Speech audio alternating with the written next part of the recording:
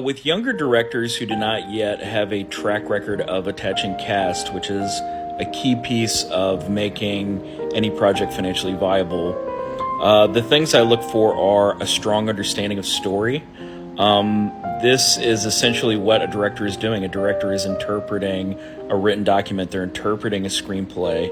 And they need to understand the mechanics of story because they're going to have to break it down and they're going to have to convey it to all these other departments, right? They're going to have to be a good storyteller themselves. Like, it's not enough for them to just read the screenplay and get it and just be like, everybody trust me. That's not what your job is as a director. Your job is to convey, to explain to other people whose expertise is not story, the department heads.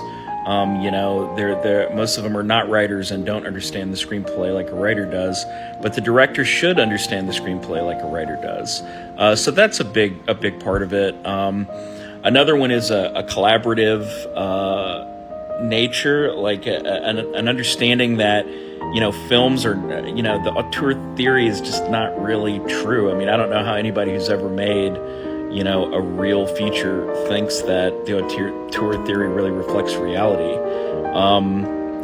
Films have many authors, and you need to, as a director, build consensus and get people to like the project and want to work with you and want to continue working with you, So temperament's a big part of that as well. You want somebody who can do all of this with a smile and be a team builder and get people to want to work with them.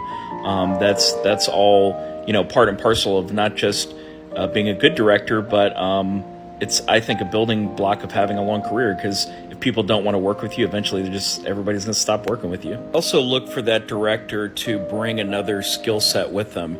Directing is really a second career, so you need to bring the skills from a first career with you. You need to be somebody who was an editor who is now going to be a director. You need to be somebody who was a cinematographer who is now being a director.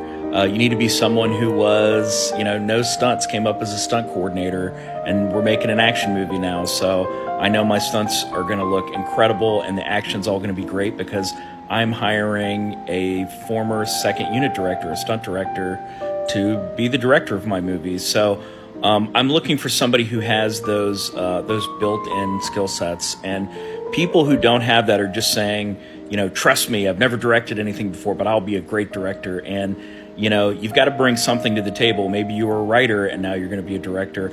I have to know that you're bringing a skill set to the director's chair that's more than just my opinions are good and my eye is good.